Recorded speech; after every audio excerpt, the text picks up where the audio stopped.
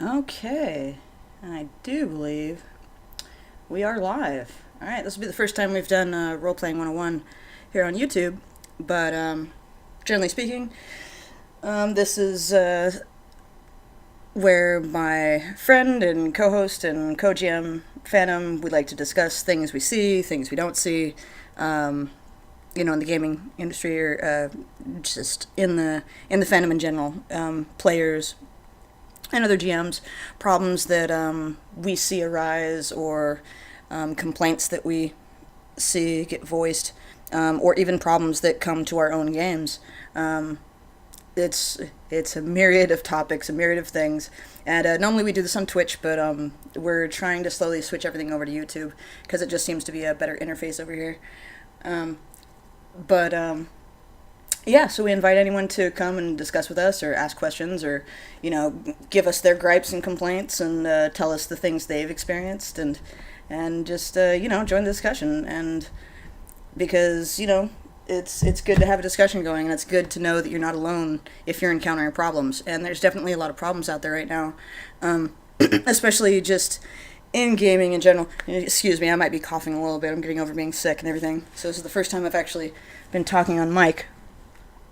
But, yeah, so there's a lot of things that we've been encountering recently, more recently than in the past, and there's some things that that were an issue in the past and still are an issue, so it's just not that surprising.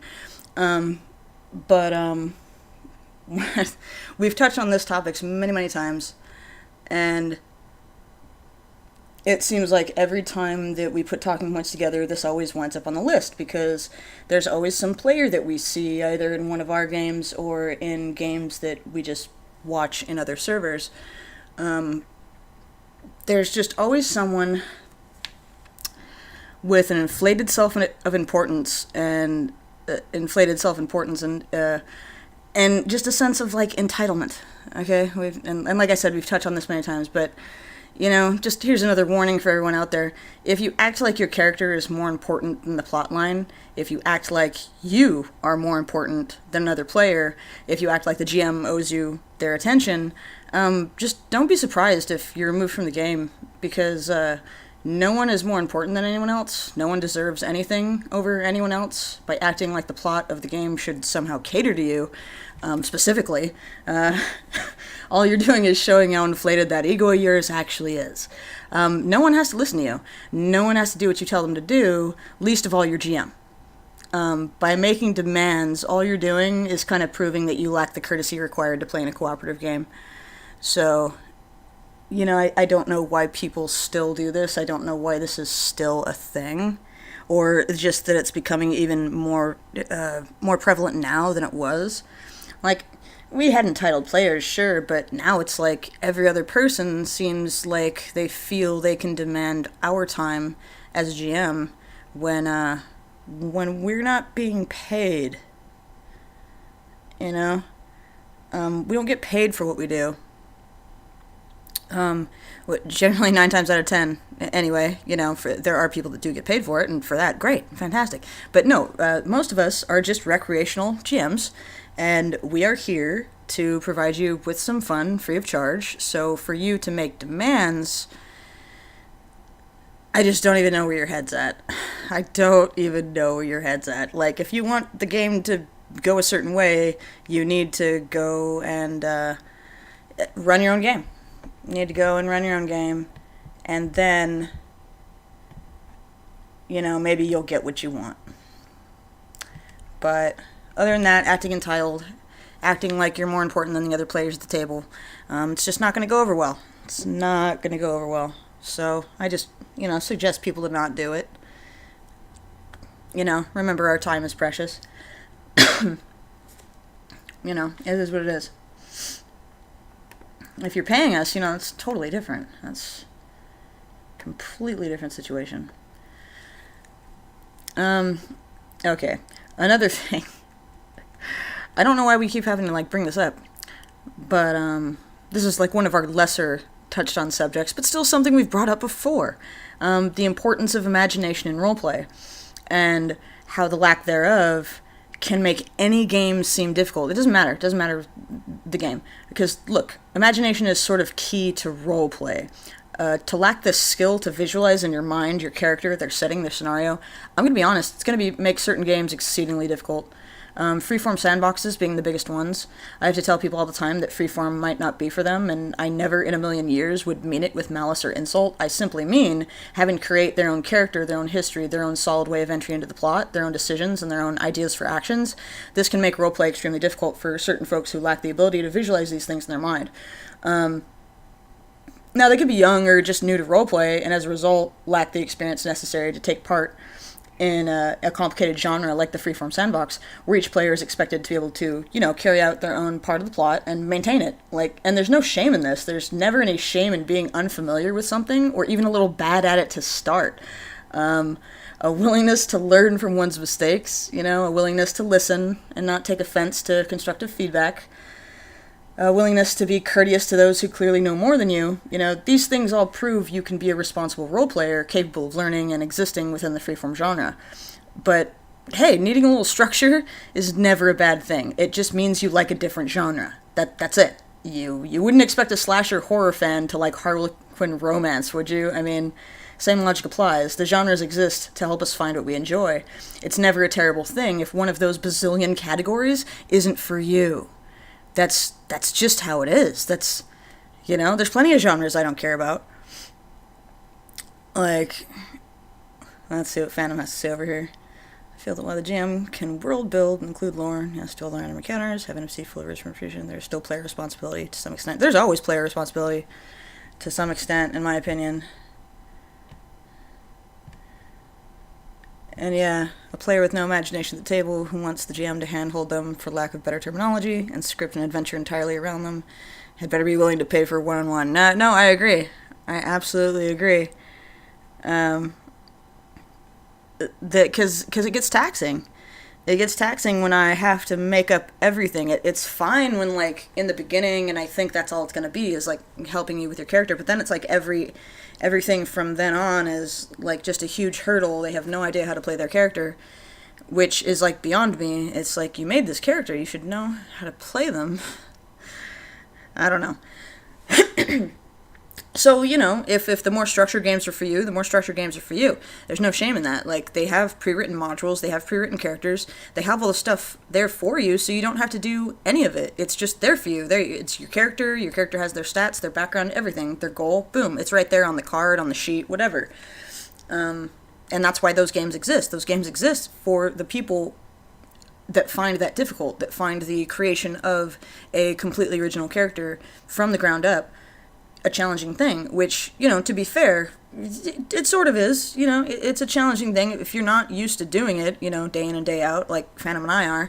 Yeah, it's a challenging thing, but we've literally been making NPCs for games since we were young, so, we're swimming in them. We're swimming in concepts that we can just throw at people. Oh, we need an idea? Here you go. We have a million. Not a hard thing to deal with. But, I think it's important to really realize that, either one or the other game isn't going to be for you.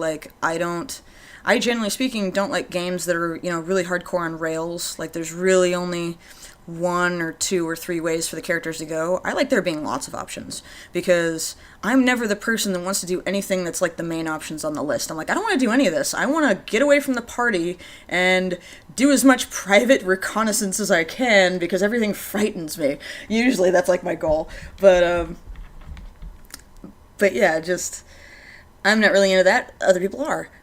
So, genres. Pick your genres. Pick your genres, and you're going to be fine, and there's no harm in having a genre or having a different taste in games. It doesn't make you better, it doesn't make you lesser. I think that's what people think. People think that when someone says, oh, this game's probably not for you, they mean, oh, you're not smart enough. No, that's not what we're saying. It's not that you're not smart enough, it's that this game just isn't geared for your thought process. Every game is geared for a different thought process. That's why there's a bazillion different games out there. From chess and checkers to, role-playing games. There's a bazillion different games. There's all kinds of different ways to play. No, I feel the same way, Phantom. Yeah, I don't want to stay with the party if I feel the party's hindering me. I feel the exact same way. I'm not going to stay in a party where I feel like I'm the smartest person there, because then I feel like everyone's just going to wind up following me. And I don't like carrying 4 or 5 other people. It's not really my idea of a good time, especially if they're not like willing to just, you know, give me the credit for the stuff that I do, because that's a problem, you know. Even though you have good ideas, other people will like claim the credit, and it's like, oh, I'm the one that said that, but I guess now nobody remembers that. All right, cool. I leave groups like that, you know. Again, GMs that can't keep track of their notes. It's not that hard, people. It's really not. All right, let's see here. Oh yeah, this is this is something that we encountered recently, or rather I encountered, and then I brought it up to Phantom, because I was blown away. People's thoughts, opinions, and suggestions are not gatekeeping. Not in any way, shape, or form. You can certainly take someone's words and interpret it how you like, but when you are gently corrected, you don't simply get to say whatever you like as a factual claim. That's not how language works. That's not how discussions work. In the words of Evil Coochie Kopi from Bob's Burgers, I can call myself Six-Pack Coochie Kopi. That doesn't make me have muscles. Okay, yeah, Just saying how you've interpreted something doesn't make it so. You can certainly ask. You can pose the inquiry. Get into a discussion with the person in question. Ask them to clarify. You'll find out you two are probably on the same page, and you are about to jump down their throat about something absolutely pointless. I see people on forums getting angry at people for saying things with literally 0% insult or offense in the text. The rest of us read it just fine, as the person intended, but those trollish few, or maybe there's a larger subsect of them than I think, they seem bent on somehow proving others are using their words in weaponized ways with everything they're quote-unquote inferring. Okay. No one's inferring anything, okay? They've given you their opinion, their thought. You have just lashed out at them like some form of child with insecurity so rife it's convinced you every little thing others do is somehow some sort of slight against you. It's not. It never was. It was just someone's thought, polite point of discussion. At no point in time was elitism or gatekeeping inferred.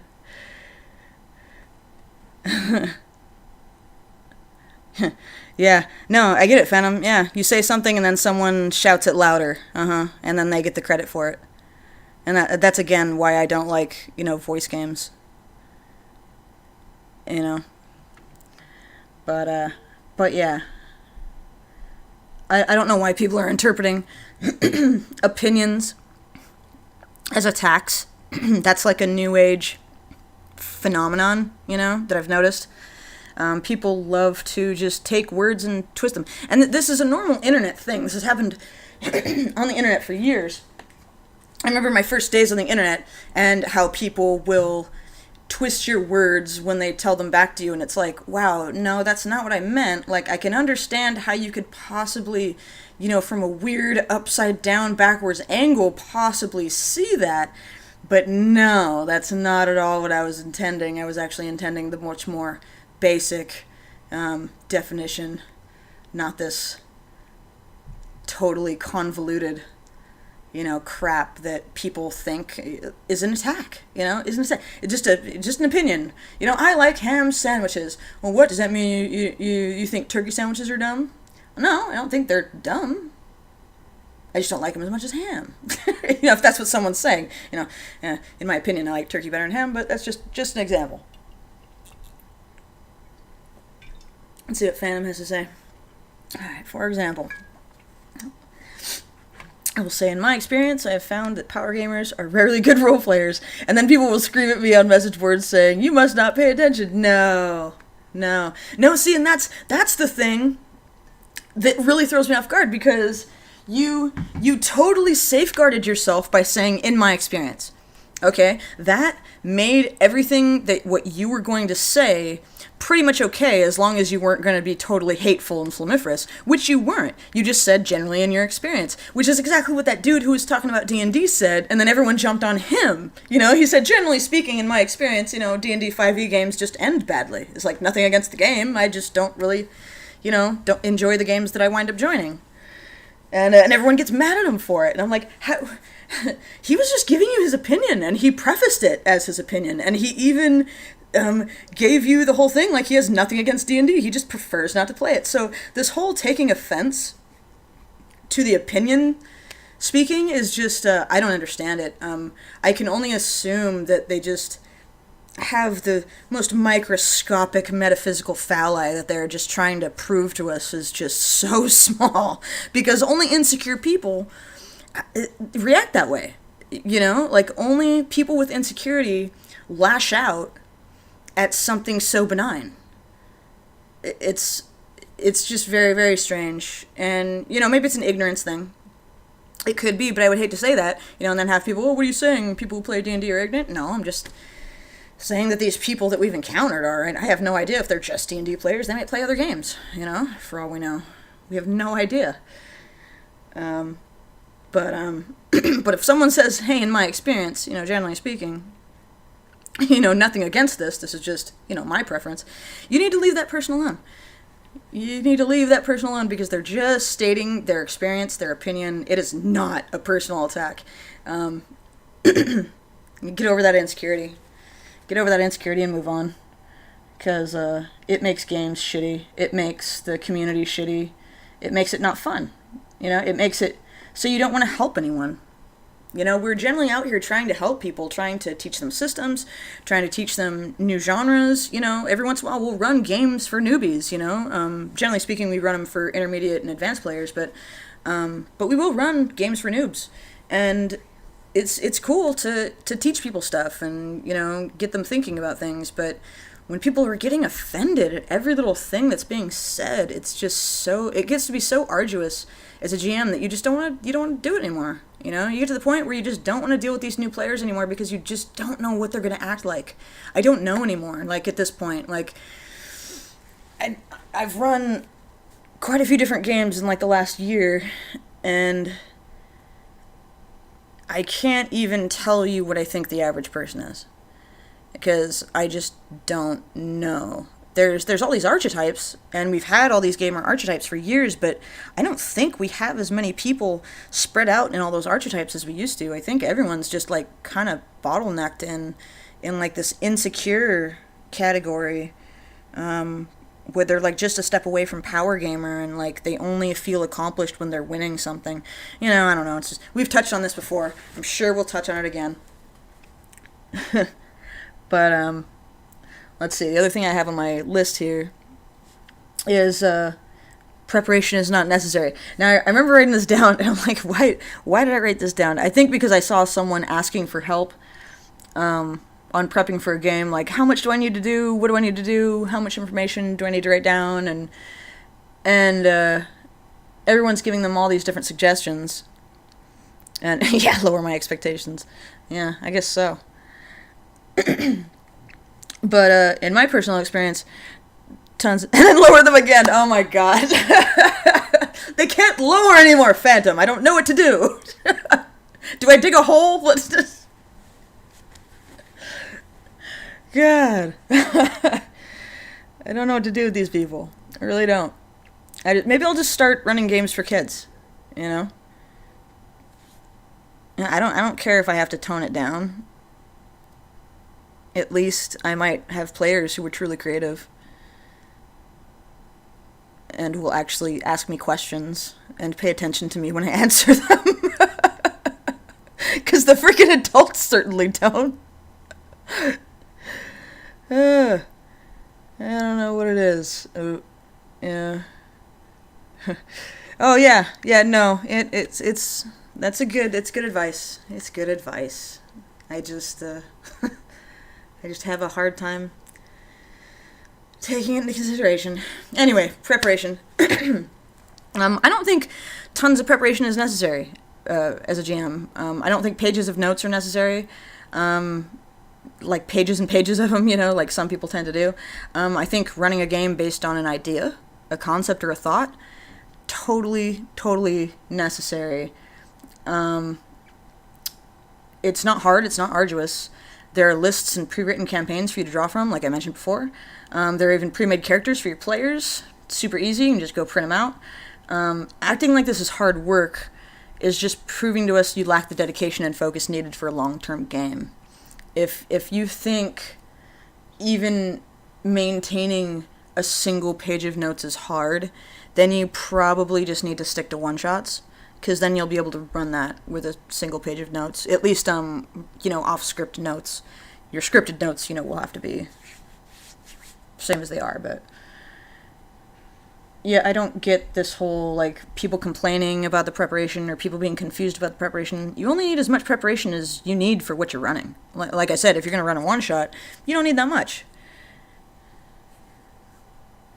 Phantom, I might, If I run games for kids, yeah, I might. I'll think about it, I wouldn't even know where to find kid players, to be fair, and I wouldn't even know how to advertise that in a way that wouldn't seem strange. What do you say? Oh, we're looking for an all-kid group, is it like do you run a beginner campaign, for kids, and then let them figure it out? I guess that's how you'd word it, run a beginner thing. Like an intro course for kids. And I guess if we wanted to be PC about it, we'd have to say we'll take the adults that are willing to come in and learn, but I don't know. I just don't really want to deal with adults. I just want to deal with kids, because kids won't act like adults do. Adults just... I don't know why adults act so entitled now, but they do. And it just drives me up a wall. They either act entitled or they want to complain about everything. And all of the things they want to complain about, they can feasibly fix, but they don't want to. So, and that's why I don't throw pity parties. That's for anybody, anywhere, anytime, nowhere. I have my friends, I listen to them, and I listen to their problems. I do not listen to random people, and I don't give them, that random, affirmation that they want.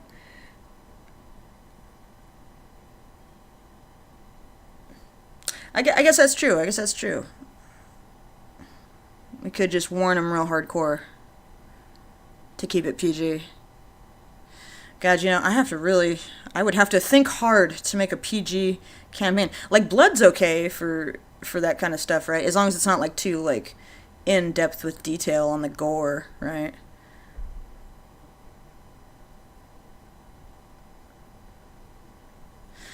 Almost. We will get there. We've got quite a few things on the list. That was me bitching about preparation, but then we had this other thing that we talked about, and I forget what got us on the subject of it. It might have been us discussing players that we've had and how they had personality traits that wound up being negative for our games, and and then I said something like playstyle is a direct result of personality. So if people are telling you your playstyle is not compatible, it likely means you are not compatible. Oh yeah, Disney can be scary, you're right. The end, period. Argue all you like, but this is a definite reality, and it works in both positive and negative fashions. Just like, wouldn't you know, it's stereotyping. People aren't always correct in their analysis of others. I see it in how some people choose their life partners, choosing these absolute awful stereotypes that wind up panning out exactly true to form, and then wind up single again, but, the process is repeated over and over again, and thus this behavior might carry over into their roleplay style. Maybe they're apt to make bad decisions that puts the party in danger. Maybe they cow under the gaze of others and just do as they say. Either way, when people see a trait they interpret as being negative, they tend to just remove the thing entirely, which in this case would be a player they think won't mesh well with their game. Sometimes these GMs are good judges of character and get it right. Other times, they're bad, and they get it very wrong, and then blame everyone else around them for being liars and conspiring against them. I've seen it all, So do your best to give people the chance to explain themselves, but never be afraid to trust your gut. If you feel someone will be bad for your game, sometimes those are just good GMing instincts. It's important to keep that in mind, because, yeah, exactly, and you can be negatively profiled and you can be positively profiled, it's right sometimes, it's wrong sometimes, just like stereotyping, So, It's definitely one of those things that happens all over the place. And it's just annoying, honestly. That's really... like... because I don't even have advice. Just stop judging people at a glance, but also, again, trust your gut. Like, it's hard to not be completely swayed by the stereotypes or the negative connotations of, a character type or, a playstyle. Yeah, that was part of, like, what got me on the topic. Yeah, Phantom, you're negatively profiled for bringing a monk to a game that had taken a vow of poverty and a vow of chastity. Yep. And why? Because we're pretty sure that game was all ERP. We're not positive. We're just pretty sure. It seemed cool. And then it didn't. And it's always sad when, like, the GMs aren't willing to work with you. They give you, like, one-word responses or very curt responses, and it's like, you can tell when they're not trying to help you, because when a player enters my game and they have questions or they give me this unique character that might have a hard time fitting in the setting, I will pitch to them, ideas for how they can come into the setting, because I can come up with a bazillion, it doesn't matter. Like, I know where all the plot angles are, so I'm the one who can literally tell that person, well, the best place for your character to come in would be here, here, here, or here. Those are your choices, that's a GM's job. That's what you're supposed to do. You're supposed to help your players get settled, and when someone's new, you're supposed to really help those people out, because your players that are already established, that are already in threads and doing fine on their own, they've got stuff going on, you don't need to help them anymore. You don't need to help them. They're doing just fine. It's the new players that you need to now focus on. Yeah, they said you didn't give enough detail, and I'm like, what? You sent me the character sheet, and I was like, based on... yeah, exactly. They gave you no idea what the actual plot was, so you couldn't flesh it out anyway. That's my point. Like, you gave them the perfect character background for fitting into the loose settings description that you had. That's what I mean. You couldn't write in detail. There's no hardcore history for us to reference, and write in detail. No, it was just because your character wasn't fetish related, so they didn't want you there, Definitely my thought on that. Because, like I said, the character that you sent me, I would have had no problem fitting them into any of my games. It was a completely functional character. So, I don't know what they're flipping out about. They're just mad it's not fetish related, I'm telling you. That's all it was. Okay, needing the approval of others. And, how this is really, really unhealthy behavior. One should never need approval from another person, be them player, GM, or non-gamer, and mainly because, they're not you. They don't know what you live through every day, they don't know what you have to do to be you every day, and without that knowledge, no one gets to tell you how to live your life. They don't know your pains, they don't know your fears, they don't know your hopes, your dreams, and because of this, they do not get to pass judgment on how you deal with your life. Judge you not, lest you be judged, and that whole nonsense. Like, you don't need their approval. You just don't. To seek the approval of random people online is just, honestly, it's a downward spiral. It's a downward spiral, and it never comes up again. Because you're going to wind up jumping through hoops that really don't exist. I've watched people do it on small scale, so I just can't even imagine people doing it on large scale. It's already detrimental on a small scale. Oh, here's a topic that we decided was really, really important, because this is actually something we've never touched on before, at least not directly. I mean, we've mentioned things, but we've never actually just talked about this. No one game is limited to any one story or plot angle. Alright? Example. D&D doesn't always have to be about exploring dungeons endlessly. Shocker. Yeah, it can be a murder mystery or a multi-dimensional time-traveling adventure that never sees the inside of a Stonewall dungeon. Mage the Ascension doesn't just have to be heavily cerebral, since you could easily have a game which focuses on a small underground ring of magic sports fighters who engage in bloody duels for profit. Not much to keep track of there, except maybe gambling odds. Vampire the Masquerade need not only be about pompous peacock-style parties and court meetings. This could easily be turned into street gang warfare and the struggle for territory with a much more brutal and violent influence. I love that. I wish more people would do that, but they just don't. In turn, Werewolf the Apocalypse can easily be a political creature if you're a pack responsible for being the ambassador between several tribes. See how often you guys spend in combat with that one, alright, while you're wheeling and dealing and pulling off political deals. My point, everyone, to reiterate, is that no one game is limited to any one plot angle. Any of these games can be played any number of ways based on the DM, GM, storyteller, and the player pool. Toss ideas around. Base your chronicle on movies and comic books if you need some ideas. There's plenty of horror and science fiction out there to keep our minds filled with potential content. Use it. Don't box yourself in. Get out of that box and try things others don't think to try. There's no reason not to. We're here to play games and have fun and do this. There really is no wrong way to go about it. Experiment, for goodness sake. Jeez. There's so many ways you could throw any of these games. You can take any movie and interpret it from almost any game perspective. And World of Darkness is probably the best for that. Just because it's, it's modern horror and supernatural. It's got so many creepy crawlies going around, and you can play it medieval or ancient or dystopian future. You can do any of that. And so for that reason, you could play Matrix. You could do Von Helsing. You could do. You do all sorts of crazy stuff. And there's all sorts of modules for historical eras. So you can play your werewolves in the Wild West. There's all kinds of crazy stuff. You don't have to play just a basic werewolves is all about fighting. Vampires is all about being pompous little girls.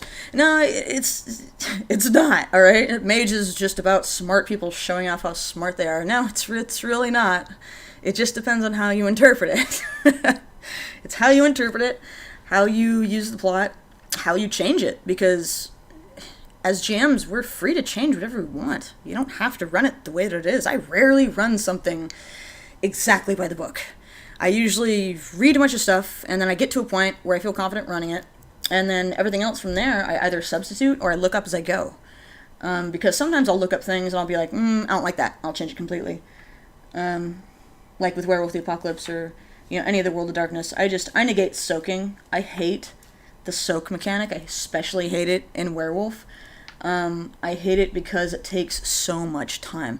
It makes combat take so much longer than it has to. Combat already takes a long time. You're already rolling a ridiculous number of dice when you're a Krynos form werewolf, and you're just doing combat maneuvers, and you have pack tactics and stuff like that. You're rolling so much dice, you're doing so much crap, and then I have to roll for all my enemies, all their checks, and it just turns into a super time-consuming thing, and I just prefer not to have the soak, because the soak is a whole nother step.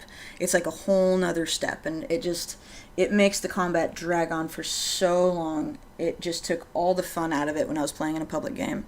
And I was like, I'm so glad I don't use this mechanic, because it just cuts down on the amount of time. And so what I do is I just reduce the health pools of the monsters, and I reduce their damage, and and make it work, make it functional. Because otherwise they'd just be ripping through my werewolves if they can't soak, 32 levels of damage, in one round. It's just too much. I don't like it. I don't like spending a lot of time in combat. Phantom knows that. That's just how it is. But, so don't limit yourself. Don't put yourself in a box. Think outside that box. That's what I encourage people to do. I also, please, identify your genres correctly, folks. Okay? If the plot in any way possesses some element of fantasy, you have to tack fantasy onto your advertisement. Okay, historical fantasy, modern fantasy, whatever. Otherwise, when a game is labeled historical or modern, people tend to assume only those things which can occur in real life will occur. There won't be vampires or angels or demons or fairies. They'll just be humans, as we have in our confirmed past as we have in our confirmed present. By mislabeling your advertisements, sites, and games, it confuses people, and when they find out that game isn't what the genre said it was, they leave. So, don't be butthurt about this. Don't be surprised about this. If you mislabel your game and somebody knows what that word actually means, and then they come in to find out that's not what it is, what can I say? But I see it a lot. We're seeing a lot of it. A lot of the mislabeled genres. Again, people not knowing what words mean. Oh, goodness. Okay. Here's the thing. If there's a historical game, why is it full of vampires? Yeah, that's kind of my question. It's like, wait, if it's if it was historical fantasy, that would have solved the problem. Just historical -fantasy, boom, that's it. Oh, okay, so it's historically accurate to a point. That's what that means. Okay, and you can. That's totally fine. That's totally a thing. I don't know why people have a hard time with that.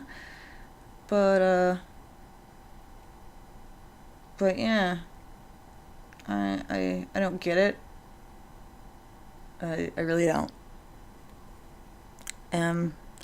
I don't know how people forgot what genres were, It just seemed to have completely forgotten what all of these words mean. But again, we've touched on that many times, people not knowing what words mean. Don't run your game like a clique, okay? This is something I've seen a lot. Over the years, I've seen just a ton of this. A GM will start a game. Usually it happens in freeform, but it might happen in structured as well. They start a game, they invite people, they either already have a population of their closest friends there, or the first few players that they get, they make friends with, and then that becomes the clique. Okay, now that they have their clique formed and their game's going, anybody who's new is treated not only like a nuisance, but they might even be made fun of very viciously in, chat rooms and forums that, they don't have access to. So, when I was lucky enough to see this stuff going on, I would call people out on it. But nowadays, it's they won't even let you into their game. They'll kick you, or they'll find a reason to, or they won't even respond to you. You'll try to ask them a question about their game, and so they won't even respond. And it's just so they can get your username and make fun of you, and then be like, oh yeah, this person's such a loser, ha ha ha. They want to get into our game, but they're too much of a loser to get into our game. Well, no, you guys are just acting like a bunch of spoiled brats. Anybody can make a chat room or a forum and bar people from entry. That's anyone on the planet. And when these people get these inflated sense of self-importance about this stuff, it's just crazy to me. And it happens all the time. It happens all the time. As soon as they have a successful game with a few people that they can call friends, boom, they've got a clique. And it's going to be hard for all of the new players to get into the game and get established, or even ask questions, because they might get made fun of simply for asking questions. Well, why didn't you know that? Well, because it's not in your information. And I was just wondering, well, why do you need to know that? What do you mean, why do I need to know that?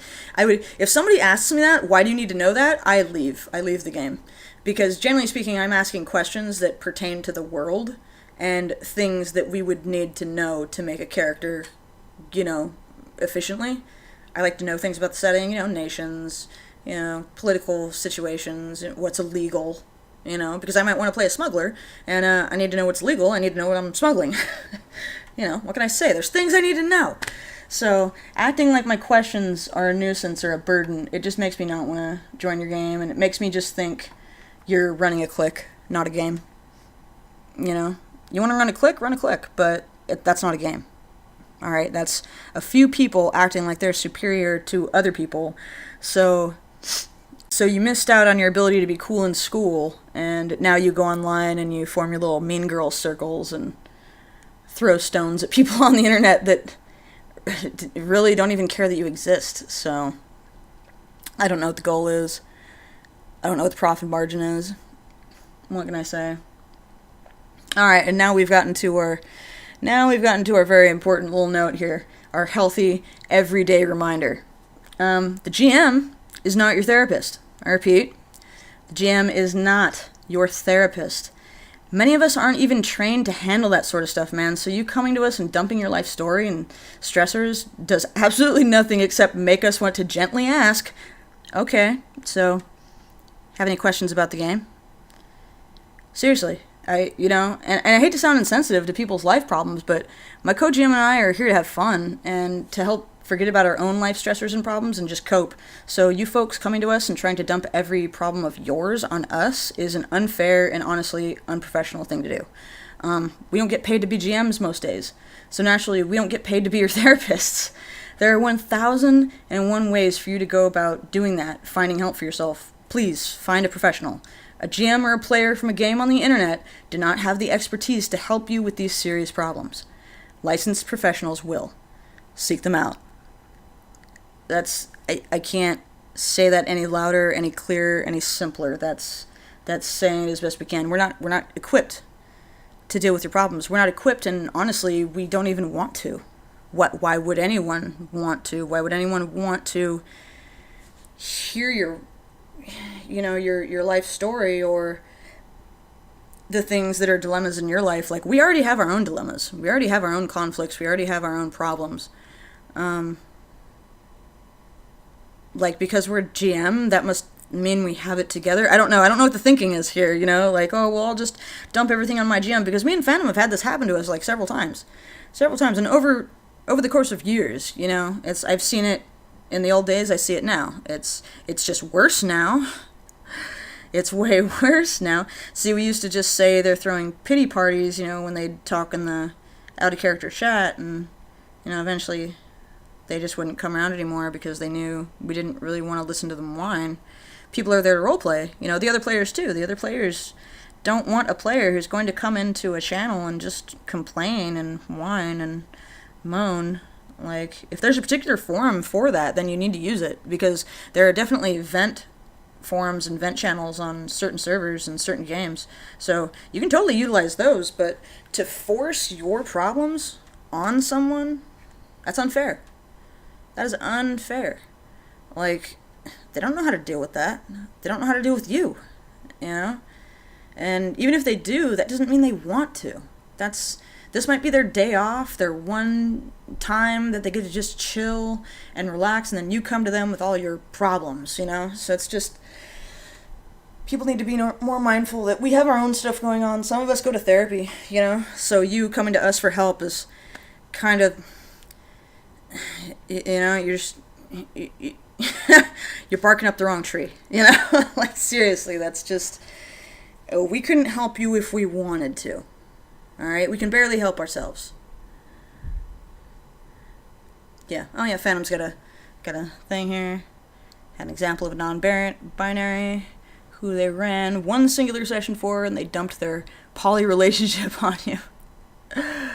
Didn't want to deal with the responsibility of a breakup. Yeah, and all of this because they just dumped it on you. You never asked. They were just like, oh, blah, blah, blah, here's all of my problems and everything that I'm worried about right now. And it's like, it sounds to me like you should be talking to your friends. Where are your friends? Yeah, again, things you didn't need to know.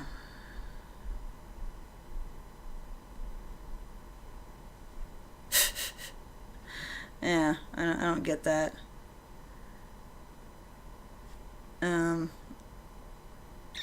I don't get the again, do we seem like we have it together? Do we look like a mentor from a distance? Do we feel like a parent figure? What, because we know things about a game? I don't get it. We're not a therapist, we're not a parent. We might not even be your friend, because this might be a one-shot. Or like the first session, and like we don't really know each other after the first session. Like, we might have an idea of, like, the kind of character that they like to play, but we don't know who they are or like their problems, and we don't really want to. We'll get to know you over a period of time. That's totally cool, but we do not want to hear all your problems. We don't want to sit here and listen. We have our, like I said, we have our own stuff. You're barking up the wrong tree. Barking up the wrong tree. We have our own stuff going on. And so do most people. Exactly, it was a single session. That's what I mean. A single session, and they're unloading all of this stuff on you. That's what I mean. It usually is a single session. Yeah. Or the people that, that I've traded, 10 posts with over the course of a week, and then, their character dies, and then they want to bitch and moan and beg to get back in the game, and it's like, well, you're barely communicative, you didn't listen to anything I had to say to you, but you want to talk to me about a bunch of unrelated crap, that has nothing to do with the game, so I'm like, no, just out of my game, because I don't have the time to just talk to you and you not play in my game. I don't have that time. I'm trying to run a game here, not just have, social hour. What can I say? What can I say? Yeah, your jam's not your therapist. That's really, really the thing. And honestly, we've gotten to the end of our talking points. It's been a good session. I'm pretty much tired of talking. I'm still a little bit under the weather. So, thanks for joining me, Phantom. Thanks for anybody who decides to tune in, comment, all that stuff. Tune in for later streams and come join our discussion. Come and complain with us or give us things to think about or, whatever. We even love stories, just stories from the games you're in. So be safe out there, everyone. Have fun.